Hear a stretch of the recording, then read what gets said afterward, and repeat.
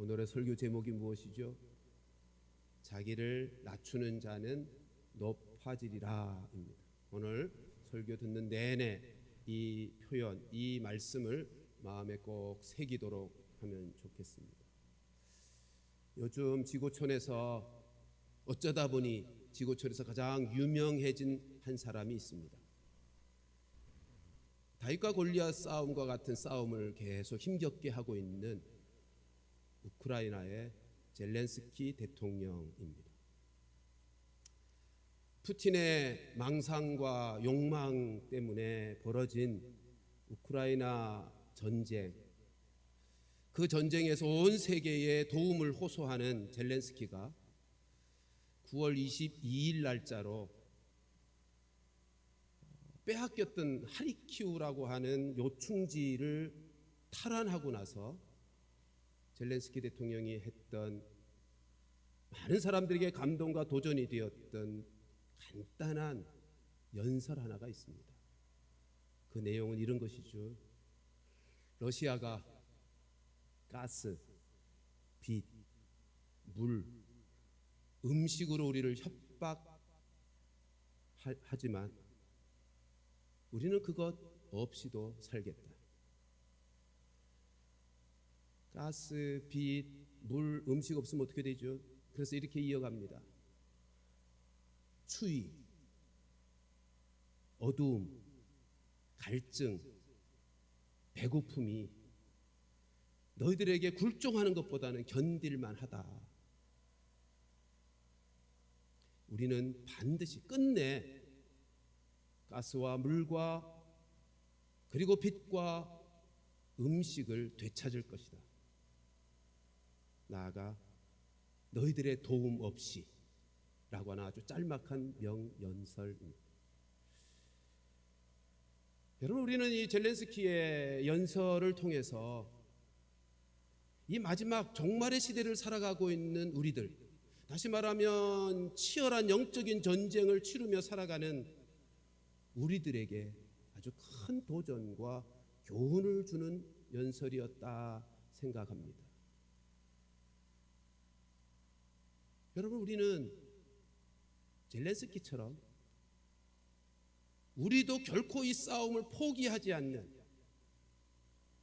포기해서는 안 되는 불굴의 의지를 가지고 마지막까지 싸우겠다고 하는 다짐이 있어야 할 것입니다. 아니, 승리를 믿는 믿음 안에서 이 싸움을 힘껏 의지를 가지고 싸우는 자가 되어야 할 것입니다. 한번 생각해 보십시오. 젤렌스키와 우크라이나 국민들은 그 누구도 보장해 주지 않는 승리를 소망하면서 힘겹게 싸우고 있지만 우리는 이미 승리가 보장된 싸움을 싸우는 자들 아닙니까? 온 우주의 역사를 주관하시는 하나님, 그 하나님께서 이 싸움은 반드시 승리할 것이라고 보장해 주신 싸움을 싸우는 자들, 그러니 이 싸움이 아무리 힘들고 어려워도 우리는 결코 포기하지 않고 물러서지 않고 주저하지 않고 불굴의 의지를 가지고 이 영적인 싸움을 싸워가야 할 것입니다. 여러분, 지금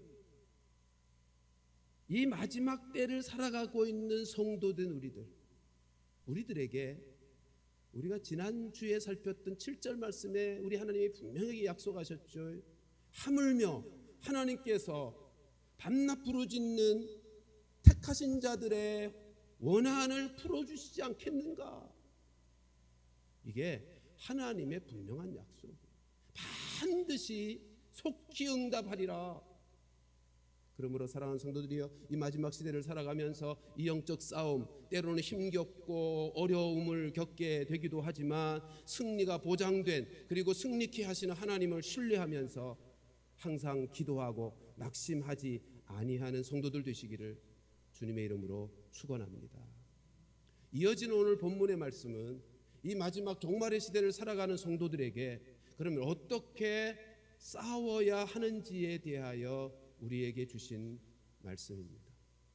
본문에는 비유의 말씀인데 두 사람을 등장시키고 있죠. 하나는 바리새인이고 또 한 사람은 세리입니다. 이 두 사람은 사실 극과 극이 되는 정반대의 성격을 가진 사람들입니다. 바리새인은 우리가 잘 아는 것처럼 당시에 많은 사람, 대부분의 사람들로부터 존경받는 지도자급의 사람들이고, 그러나 세리는 사람들로부터 죄인 취급받는 매국노였죠.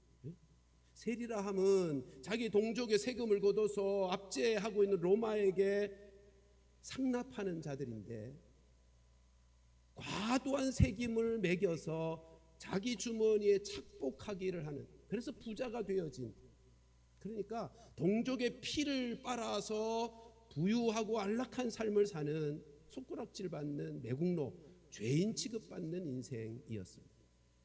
그런데 오늘 본문에 보면 그 두 사람이 모두 함께 하나님 앞에 성전에 나아가 기도했다 라고 말씀하고, 예수님은 말씀합니다. 그 둘 중에 세리가 의롭다함을 받고 집으로 돌아갔다라고 기록하고 있습니다.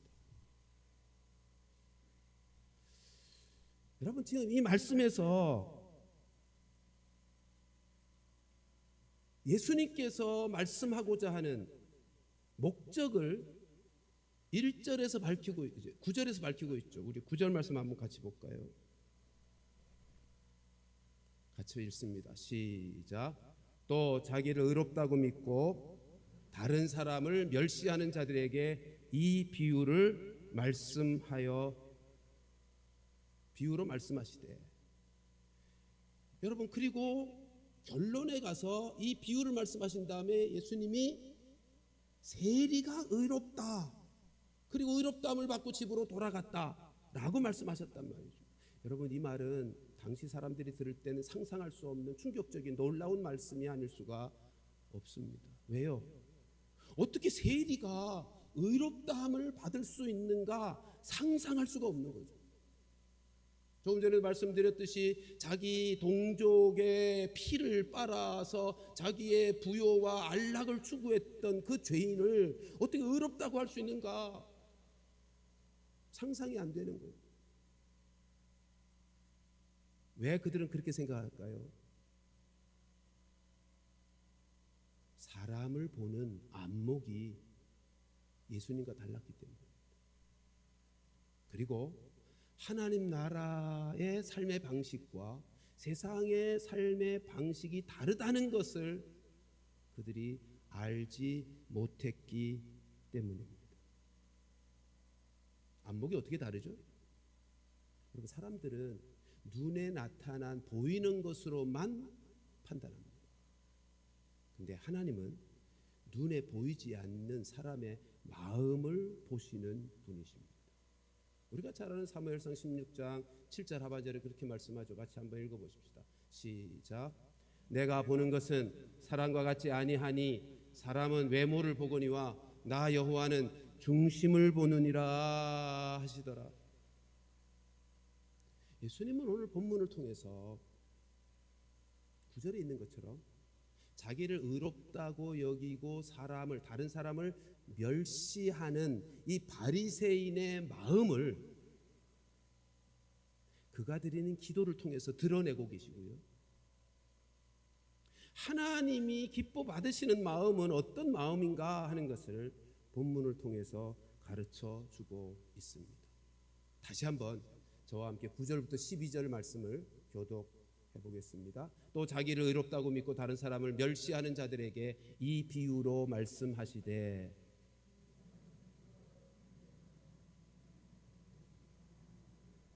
바리새인은 서서 따로 기도하여 이르되 하나님이여, 나는 다른 사람들과 토색, 불의, 간음을 하는 자들과 같지 아니하고 이 세리와도 같지 아니함을 감사하나이다.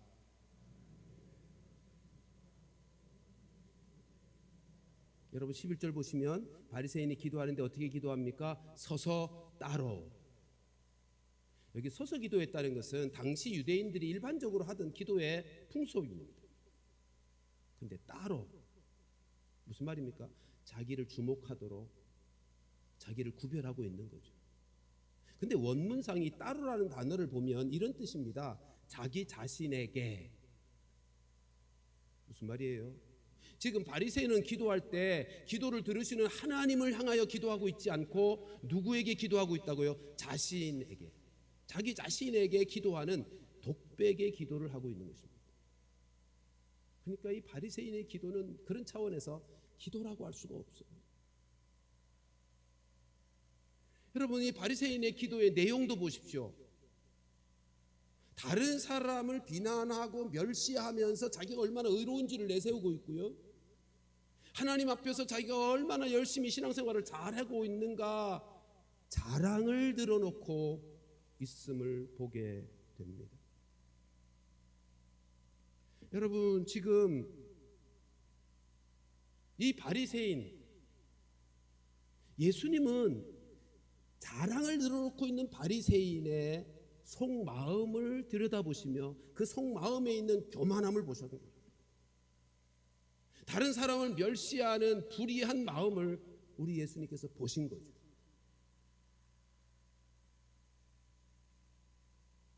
여러분, 바리새인은 당시 자신을 늘 의롭다고 생각했습니다.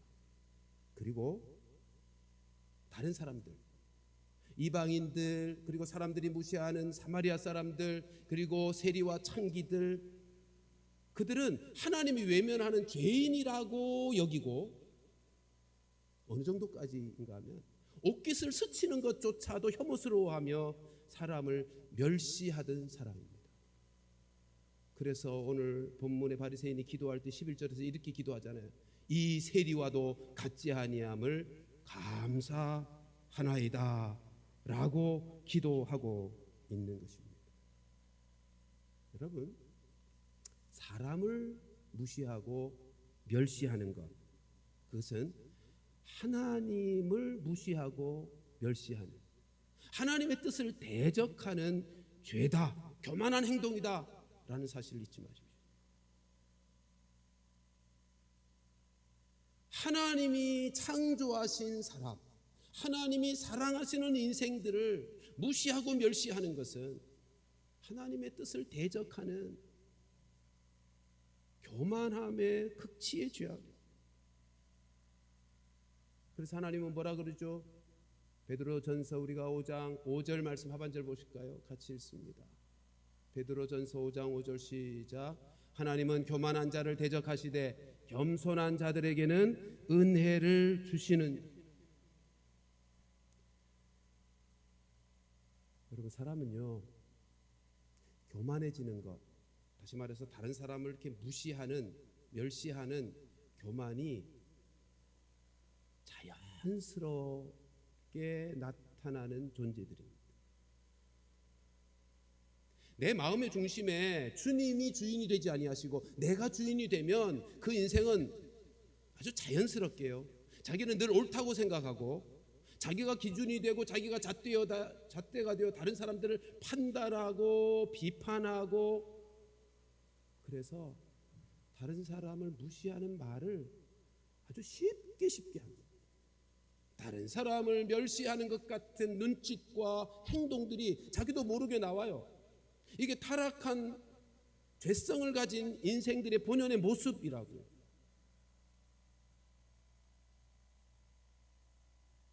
사람이 교만해지는 것이 아주 따라서 자연스러운 일입니다.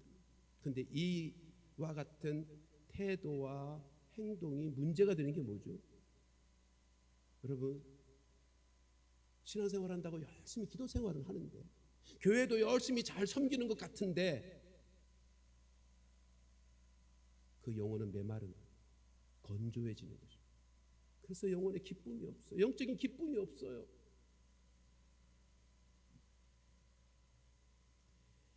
심령이 교만해져서 사람을 멸시하고 무시하는 삶을 살다 보면, 나도 모르게 그렇게 살다 보면 그 심령이 메말라진다고요. 기쁨을 잃어버려요. 근데 베드로전서 5장 5절에서 뭐라고 말씀하죠?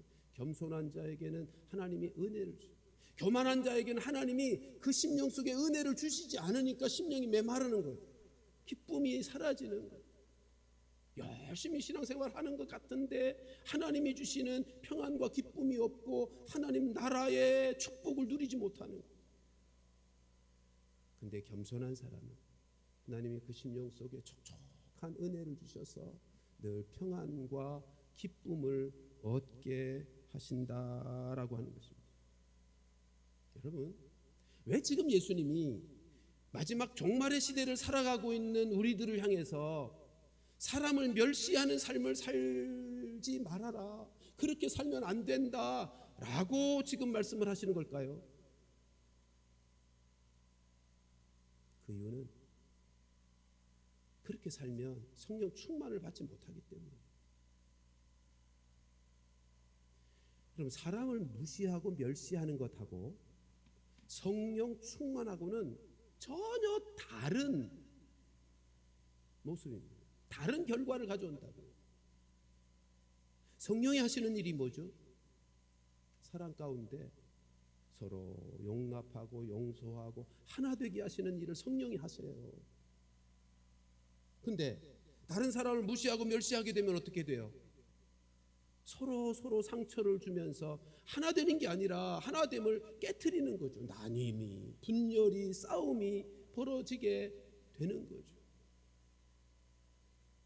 그러니까 성령 충만과 사람을 무시하는 것과는 전혀 다른 결과를 가져오는 정반대의 모습이라고. 우리가 이 세상 살아가면서 아까 서두에 말씀드린 것이 우리가 이 마지막 때 치열한 영적 전투를 하는 사람들인데 성령 충만하지 못하면 서로 스스로를 높이며 사람들을 멸시하며 하나됨이 깨트려져서 나뉘어져서 영적 싸움을 어떻게 싸우겠어요? 하나가 되어야 힘을 얻어서 영적 싸움을 제대로 싸울 수 있을 터인데 서로 나뉘어지고 갈등하고 분열이 일어나면 힘이 다 빠져서 영적 싸움을 마지막 때 싸울 수가 없단 말이에요. 그래서 사도 바울을 통해서 주님이 주신 약속에 주님이 주신 권면의 말씀이 뭐죠? 에베소 4장 3절 같이 읽으십시다. 시작. 평안에 매는 줄로 성령이 하나 되게 하신 것을 힘써 지키라. 그렇게 권고하고 명령하고 있는 이 마지막 시대, 종말의 시대를 살아가는 우리들이 영적 전쟁을, 치열한 영적 싸움을 제대로 싸워 승리하려면 사람을 멸시하고 무시하는 그 교만함을 버리고 성령 안에서 하나 되어짐을 지켜가야 되는 거예요. 겸손하게. 여러분, 유대 땅 베들레헴에 가면 성지 탐방을 가셨던 분들은 다 거의 둘러셨을 텐데 그 베들레헴에 예수님이 탄생하셨던 것을 기념하는 예수님 탄생 기념교회가 있어요. 근데 그 교회 들어가는 문은요 높이가 1.2m입니다. 그러니까 어떻게 해야 들어가죠? 고개를 반드시 숙이고 허리도 굽혀야만 들어갈 수 있어요.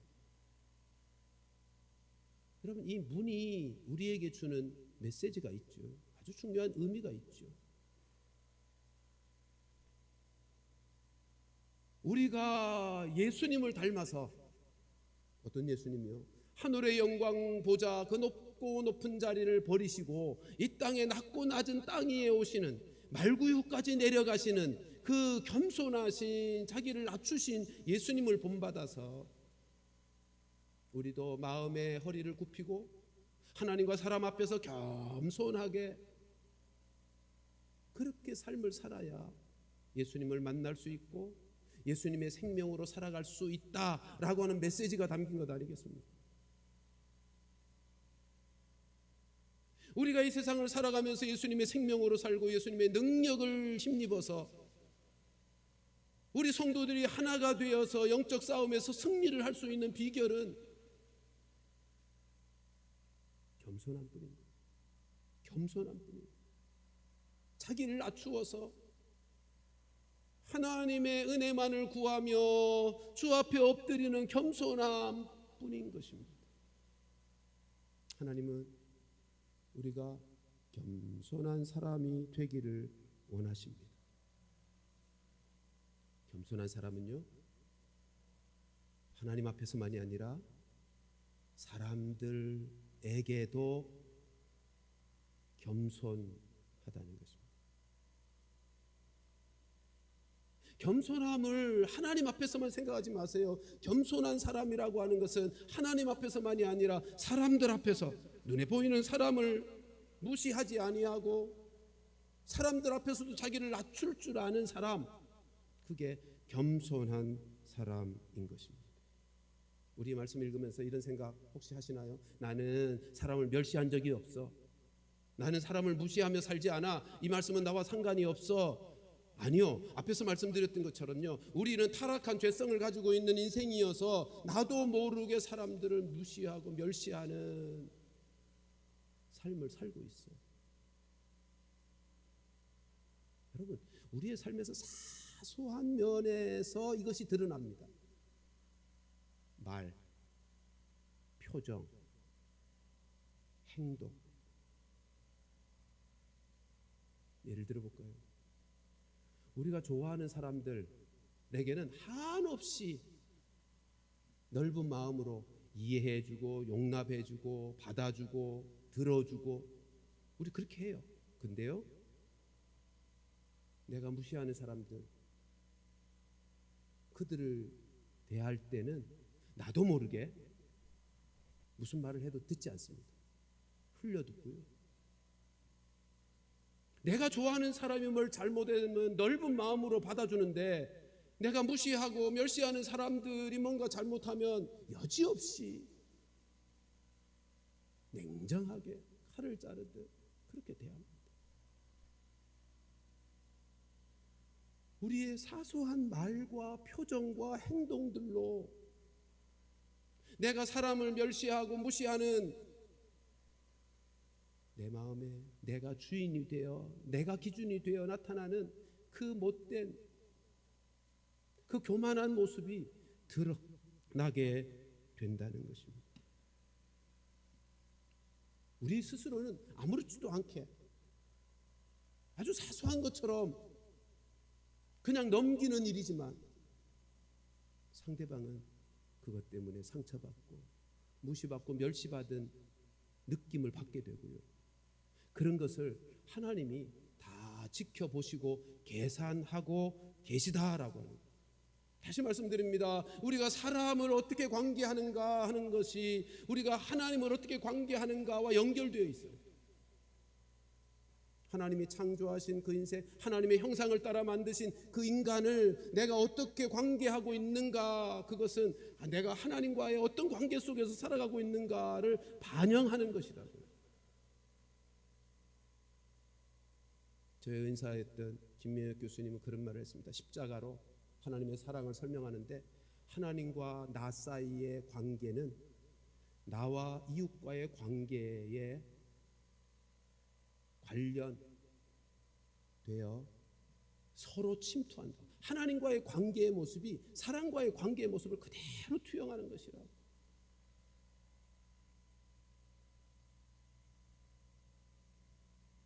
여러분, 우리가 하나님의 사람들, 하나님을 사랑하고 하나님을 섬기고 하나님의 뜻을 따라 산다고 할 때 그것은 사람들과 내가 어떤 관계 속에서 사람을 어떻게 대하고 살아가는가 하는 것으로 드러나게 된다는 거예요. 우리가요, 다른 사람에 대해서 험담을 뒤에서 그 사람 없을 때 뒷말을 하게 되는 것, 그거 다 하나님께서 계산하고 있는 거예요. 우리 하나님은 우리가 신실한 사람이 되기를 원합니다. 우리가 자기의 교만함에 빠져서 다른 사람을 멸시하고 무시하지 않는 사람이 되기를 원하고요.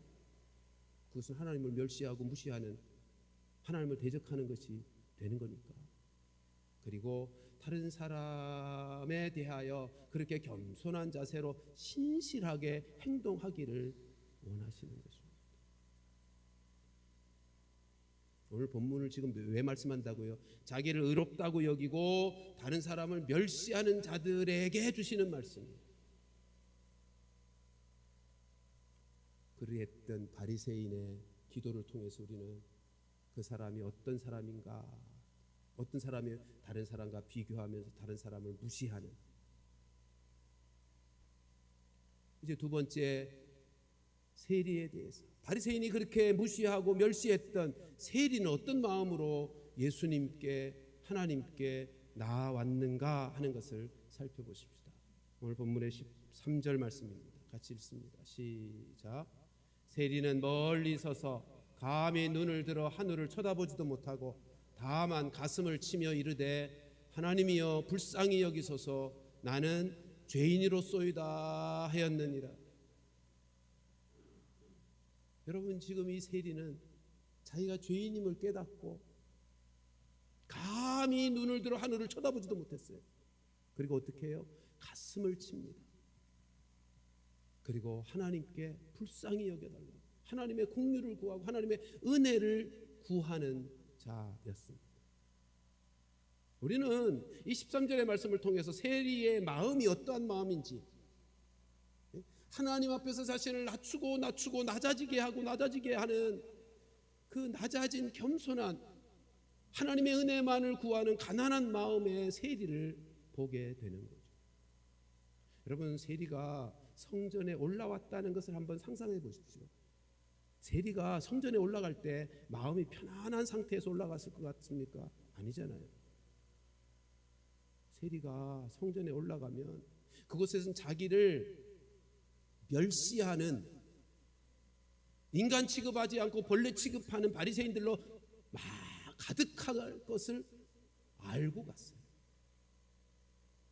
내가 성전에 올라가면 나를 비난하고 조롱하고 비판하고 정죄하고 눈 흘기고 그럴 사람들이 가득한 곳으로 간다는 사실을 알고 갔다고요.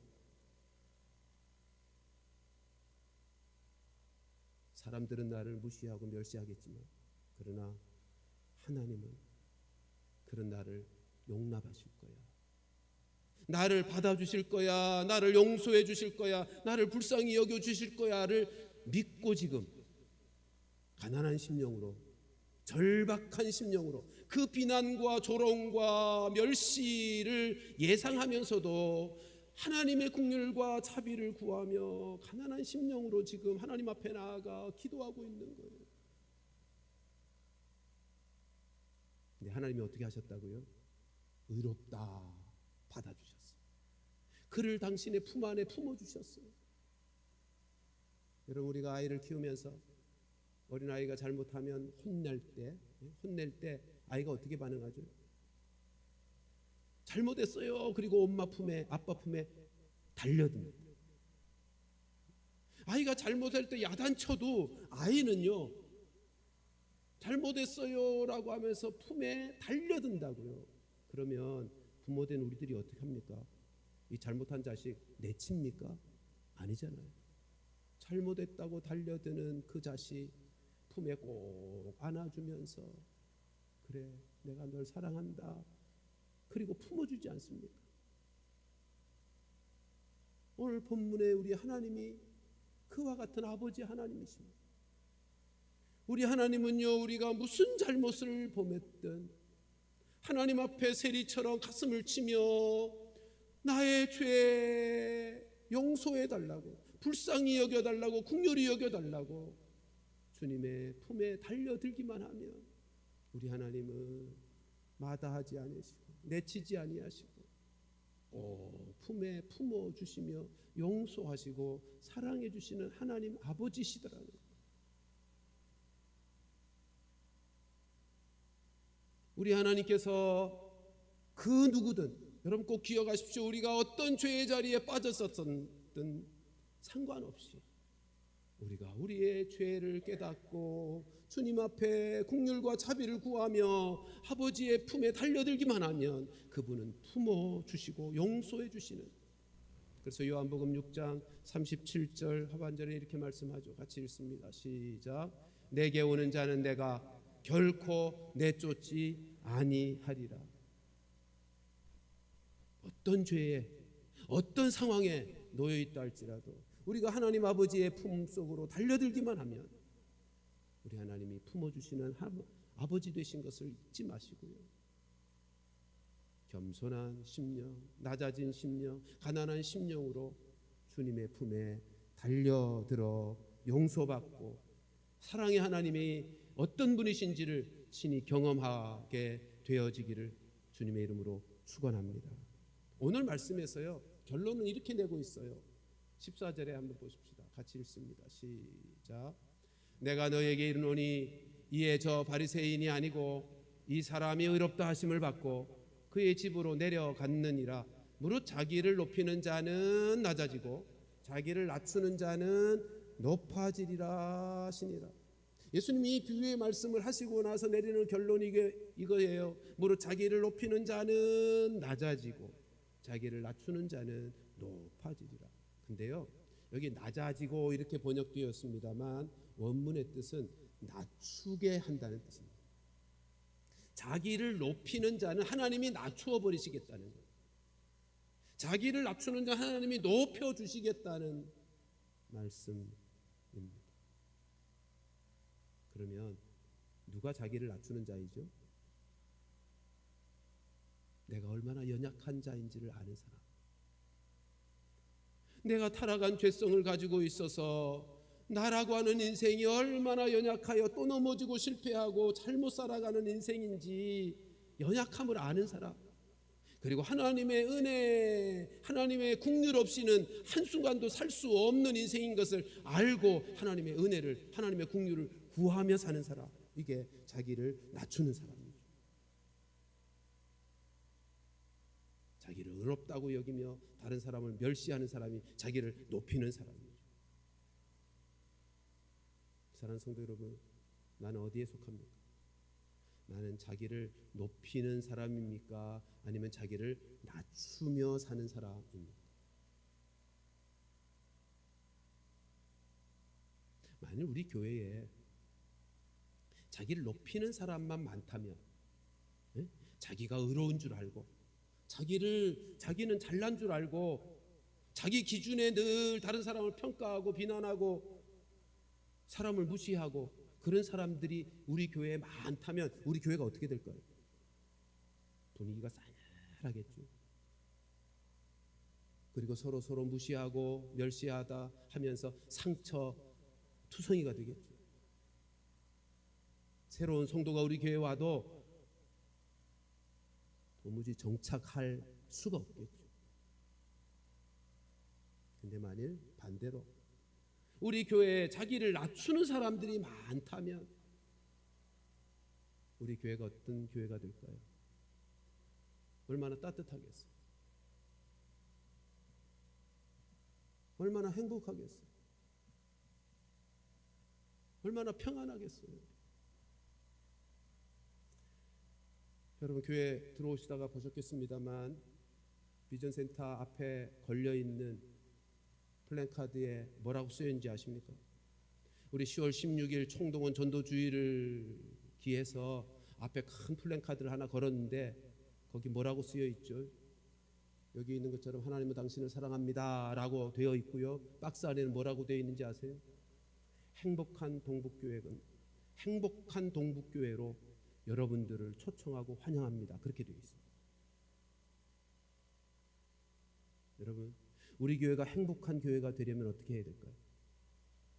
우리 교회가 하나님의 사랑이 가득한 그런 교회가 되어지는 비결이 무엇일까요? 우리 한 사람 한 사람이 다 자기를 낮춘다. 나는 연약한 인생이야. 나도 넘어지고 실패하는, 나도 죄인인 거야. 그것을 깨닫고 나도 하나님의 은혜와 국률 없이는 한순간도 살 수 없는 죄인이지 라고 하는 사실을 깨닫고 살아가는, 그래서 나에게도 은혜가 필요하고 저 사람에게도 은혜가 필요함을 알고 서로를 소중히 여기고 서로를 용납하고 용서하고 받아줄 수 있는 그런 교회가 될 때, 그럴 때 우리 교회가 행복한 교회, 하나님의 사랑이 머무는 교회가 되지 않겠습니까? 그리고 우리가 그렇게 할 때, 우리 교회의 풍토가 그러할 때, 우리 한 사람 한 사람이 다 자기를 높이는 자가 아니라 자기를 낮추는 사람이 되어지는 풍토가 될 때 하나님께서 우리 교회를 높여주시지 않겠는가 말이에요. 우리 교회가 하나님의 사랑과 영광이 가득한 교회로 높여주실 것이고, 이웃들에게 세상 가운데 빛과 소금 되어 저 교회는 하나님의 사랑이 가득하고 생명이 넘치는 교회라 그렇게 인정하게 되는 높임받는 교회가 되지 않겠습니까? 그럴 때 우리 교회 모든 성도들이 힘을 얻어서 이 마지막 종말의 시대를 살아가며 승리하는 교회로 세상 앞에 당당하게 높여짐을 받게 되지 않겠습니까? 10월 16일이 두 주 앞으로 다가왔습니다. 우리가 힘써 해야 할 일 두 가지로 말씀드릴 수 있겠죠. 우리가 계속 해오고 있는 태신자들을 위해서 기도하고, 코로나 사태로 움츠려들어서 아직까지 예배에 참석하고 있지 못한 우리의 사랑하는 지체들, 저들을 사랑 가운데 힘써 권면하고 위에서 기도해주고, 태신자를 사랑으로 돌아보고 섬기면서 그날 이 자리로 모셔오는 일에 힘쓰는 것과 함께 여러분, 우리 자신을 낮추는, 자꾸 우리의 본성은 자꾸 자기를 높이려고 하는 거예요. 타락한 죄성을 가진 우리들이 자기를 자꾸 높이려고 하는, 이것은 하나님이 가장 싫어하고 하나님을 대적하는, 하나님에게 버림받는 것인데, 우리 스스로 자꾸 자기를 낮추는 그런 사람이 되어 누구든지 우리 가운데 오면 기뻐하고 감사하고, 많은 사람들이 우리 가운데 보내어지는, 하나님께서 보내실 수 있는 영적인 풍토를 만드는 것, 그것은 우리 모두가 한 사람 한 사람이다 스스로를 낮출 줄 아는, 자기를 낮추어 하나님이 높여주시는 그 사람들이 일어날 때 하나님께서 많은 사람들 우리 가운데 보내어 주시기도 할 거고, 보내어진 자들이 잘 정착하게 될 것이니, 사랑하는 성도들이여, 우리 모두가 다 스스로를 낮출 줄 알아서 하나님이 높여주시는, 우리 개인적으로도 우리 교회적으로도 우리 모두가 다 하나님이 높여주심으로 높임을 받는, 그리고 하나님께 귀하게 쓰임받는 축복의 삶이 이루어지게 되는 은혜가 있게 되기를 주님의 이름으로 축원합니다.